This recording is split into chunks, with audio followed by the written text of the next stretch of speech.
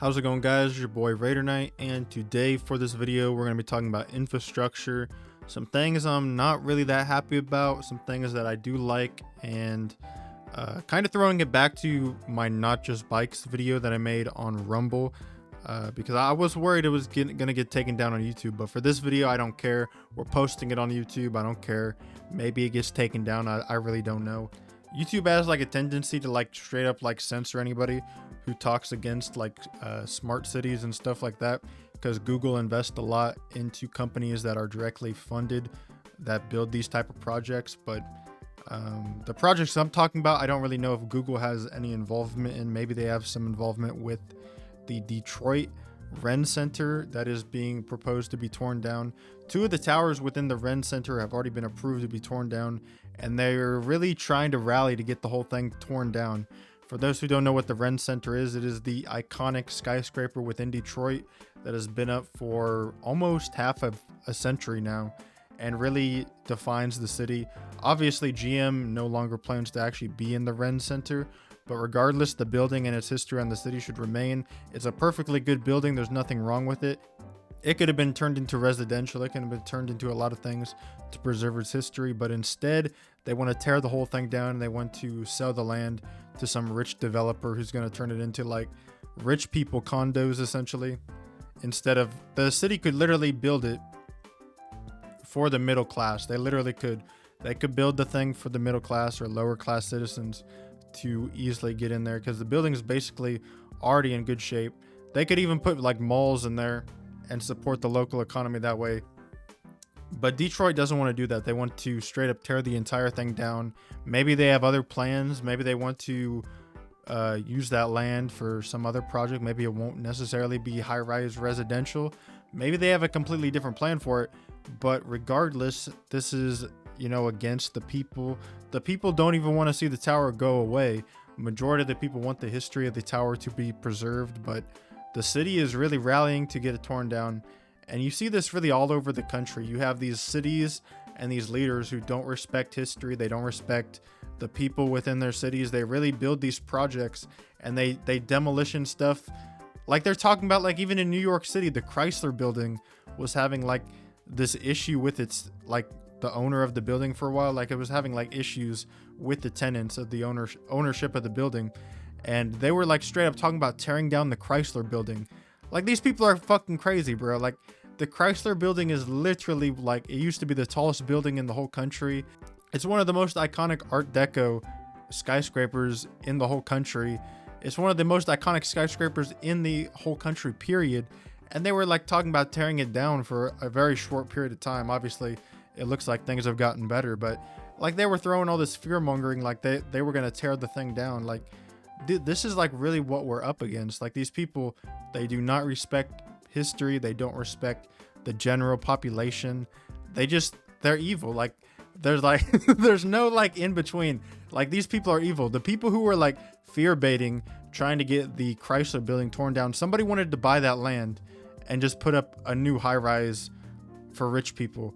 Like that was the goal. They wanted to just tear down history to build a new high rise. The same would happen with the Empire State Building. You think people like that building there? Obviously it has its history, people like it, but if the rich people had what they wanted, they would tear the whole thing down and build a brand new building in its place. So don't think for a second that the rich people have your interest in mind, because they definitely don't. These people are they're in it for themselves, they're in it for greed, and they're really just destroying like our history and our culture and our cities. But that leads me on to my next topic, which is more of a local-esque city for me. Obviously, I'm from Kansas, so I'm going to talk about Wichita here. Wichita, they've been talking about demolishing the Century 2 Arena, which is this arena. I believe it was the old arena before they built the new one in the downtown, but a lot of people don't want them to get rid of it. It still has its purpose. Obviously, it's not as popular as it used to be, but it's still a perfectly fine building. It has its purpose. People like it. It's a nice center that people like for just hosting these smaller events. And Wichita wanted to really tear it down because they have this big evil envisionment. Can I call it evil? Maybe it's not evil, but they have this envisionment that they wanted to build. They want to build this giant river walkway in downtown Wichita, and the Century 2 Arena is right at the edge of that walkway that would lead down along the river, which they plan to literally drain the river lower. They want the river to be like twice as low as it is right now. And they said that this is a good thing for whatever reason, that it'll somehow magically benefit the economy when it won't. The only people who benefit from this river walk are going to be rich people. It's not going to benefit tourism. Nobody cares. There's multiple other cities with river walks. And quite frankly, Wichita already has plenty of river walks. It doesn't need another one. But this one is like way more complicated than the other ones in general, because this one is talking about straight up draining the entire river. And Wichita is already strained on water. It had a big crisis just a couple months ago with water. And then they're talking about straining the river even more. I mean, these people just don't have brains at all. They're not thinking clearly.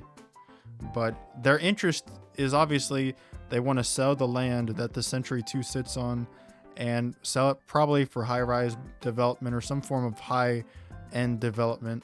But there's other sites that are also empty that they probably want to buy, like parking lots and things like that for high-rise development. So this is not, this is not in the interest of the people who actually live in the city. Nobody is asking for this to be built. Nobody was asking for the Century 2 to be torn down.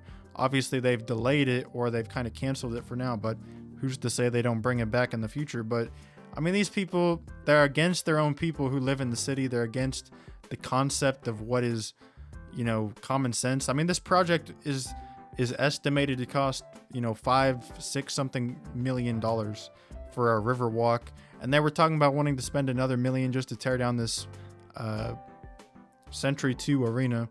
And even in Detroit, I think the Ren Center teardown estimate is super high as well, with like multiple millions of dollars that could just be used to fix the building up for making it affordable places to live or a mall or whatever. Like they could literally use the money they used to tear these places down to just fix them and incorporate them again in the community. But instead of doing that, they would rather destroy history. That's what these people like. That's their goal at the end of the day, which is kind of evil.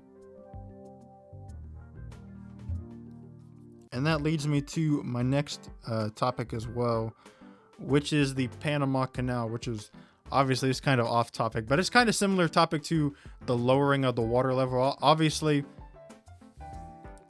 Donald Trump has expressed his wishes to occupy the Panama Canal due to Chinese interference in the canal region via their military.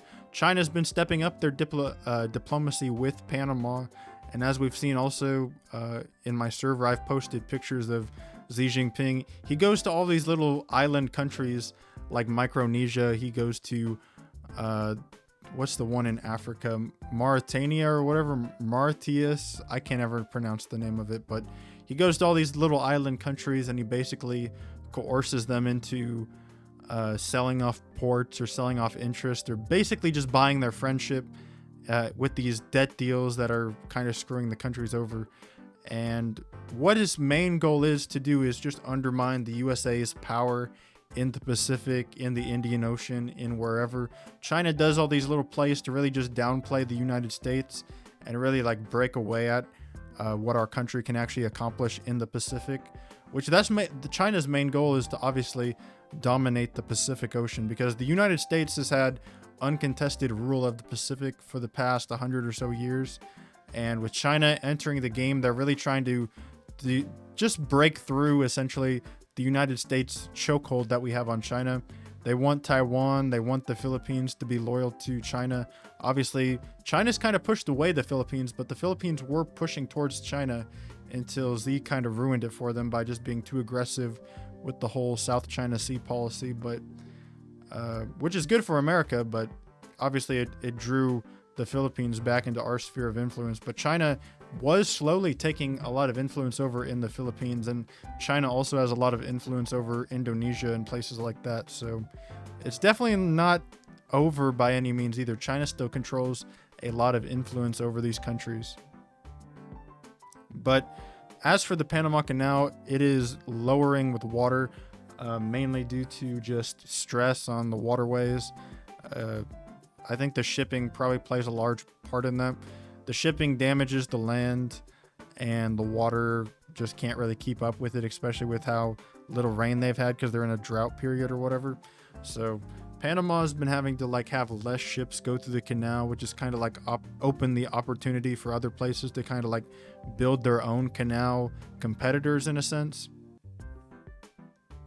You have places like Nicaragua and Mexico really stepping up their game, trying to have these alternate canal projects. Mexico's building a giant railway, which is basically going to cut across the smallest distance of their country from the Gulf of Mexico to the Pacific Ocean, and that's going to basically serve as their Panama Canal competitor. And then Nicaragua has a very short distance of land that they want to build a canal on, but nobody is really funding that because Nicaragua has a lot of problems with crime and things like that, so it's a pretty corrupt country. So it is kind of hard to actually get anything going in that country. But China definitely has vested interest to build a canal in Nicaragua. It's just such a risky country that they really haven't done anything with that yet.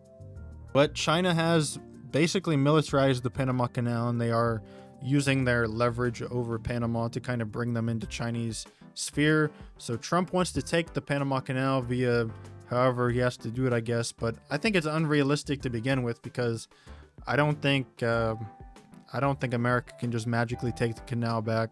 I mean, we could, but it'd basically be like occupying a foreign country, and I don't think it would work out. I really don't think it would work out that well for us. We've kind of seen how bad the government is at handling those situations over the past couple decades, and I just feel like that would be bad because then eventually they'd regain the canal based off of just how, historic trends.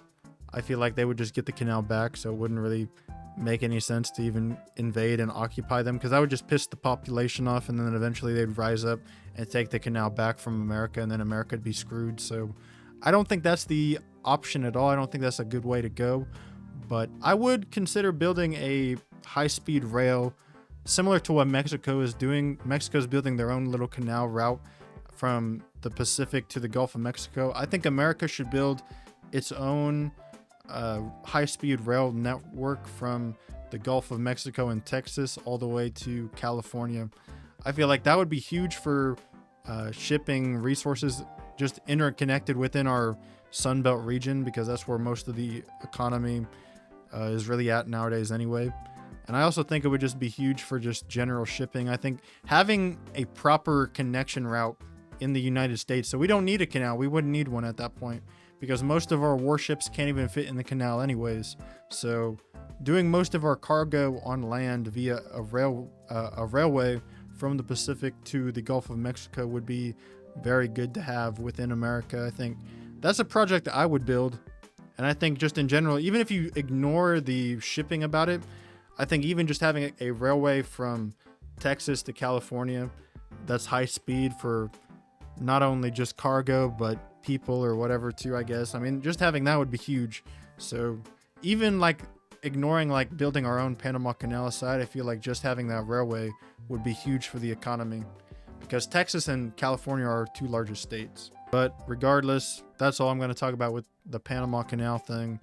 I want to talk about some more infrastructure. This video is mainly just about infrastructure projects and things I like and things that I'm not really that happy about, as I said before. But we're going to talk about the Keystone XL pipeline. This was a pipeline that is obviously been talked about for decades now. This was going to be an expansion of the existing Keystone pipeline, and this pipeline was basically already in the plans to be built, and then all of a sudden it was just scrapped, which was a bad idea because obviously, as we all know, the gas prices went up not that long after it was scrapped, and it never really made sense to scrap it in the first place because this would have brought in 500,000 barrels a day to America, and just that alone, that's 1/9 of the entire daily Canadian oil imports to America. So that's 1/9 of the entire Canadian market coming into America. Not to mention, you'd also be able to ship a lot more from places like Montana. And depending if they change the route slightly, which obviously I don't think they would have, but assuming they would have changed the route to go more in Wyoming and Colorado, which that's what I would have done personally, but I think if you changed the route to go more in that direction, you would be saving those states because those states have some of the worst gas prices in the whole country. Their oil prices are crazy. Like Colorado is paying insane prices. So I think having a pipeline go through there would be huge. And I think also just the resources in Wyoming, you'd completely build an industry there where people would want to move there and start working. You'd help Montana's industry, which was also struggling in that section of Montana. I think the Keystone XL pipeline was going to be huge for those places, oil exports in those states. And I think just helping Colorado, especially with how much they spend on gas and oil and stuff like that, I feel like building the Keystone XL through those regions would have made way more sense. But I definitely understand even the existing route would have been pretty significant too. So I think definitely a missed opportunity. I think that was a horrible idea to scrap that route, but maybe eventually it gets restarted in the future. But those are a few of my gripes I have about infrastructure that I want to talk about for these videos. Hopefully you enjoyed, and I will be doing more commentary soon. I think I like these videos. I like talking about these things. So definitely subscribe, like the video, follow, join the Discord. Maybe you didn't like this video. Maybe you don't support the Keystone XL. Maybe you, I don't know. But if you support it, you know, like the video. Even if you don't support it, I guess we can differ on that, but it's all right. I do think you should at least agree with me on the you know, the corruption with the infrastructure. I think that's a very agreeable topic. I feel like a lot of people can agree on that. So that's a good thing. Hopefully you enjoyed this video, and I'll see you all for the next one. Peace.